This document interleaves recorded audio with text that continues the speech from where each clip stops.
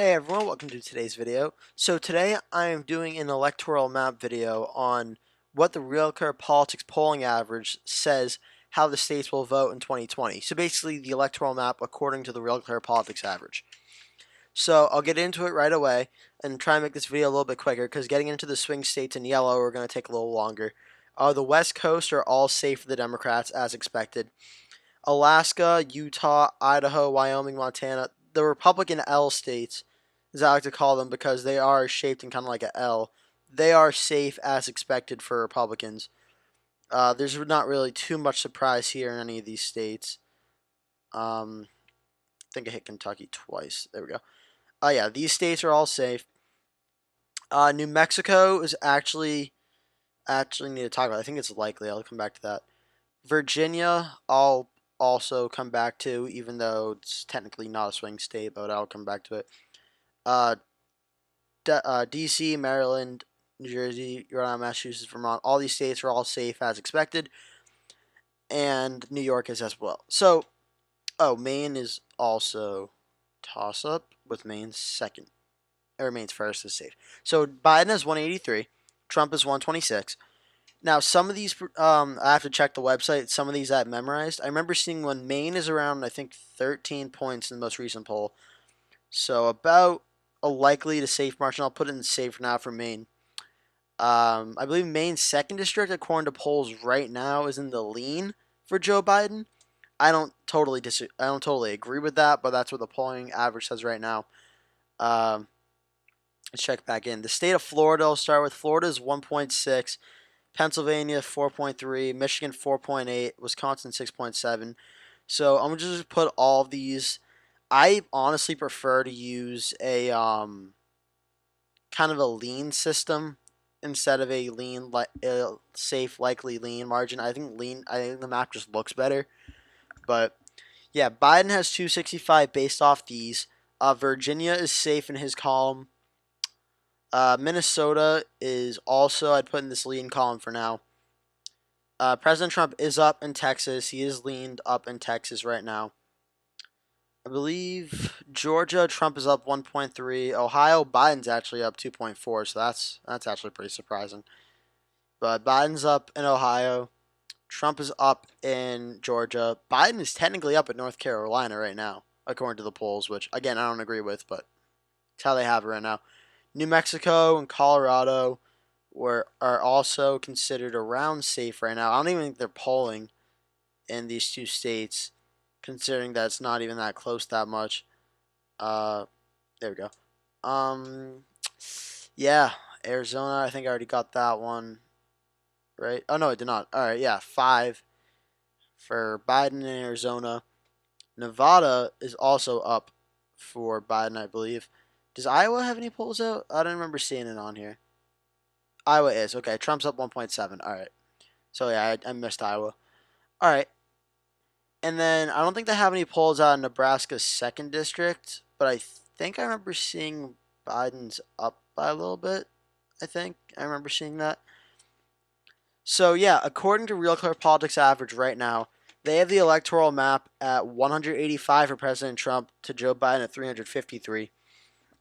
If this were to happen on Election Day, this would be an electoral landslide blowout for Joe Biden. So Biden's probably winning the electoral vote in this scenario by at least 6 or 7% probably for this to happen nationwide. This would be a big blowout. Trump's losing Ohio. For Trump to lose Ohio, this has to be a blowout. No way around it. Joe Biden has more toss-up states in his lean column than Trump has states in his safe column. That's not good, especially not for Trump. Now, this is just what the Real Clear Politics polling average says. Obviously, this changed over time.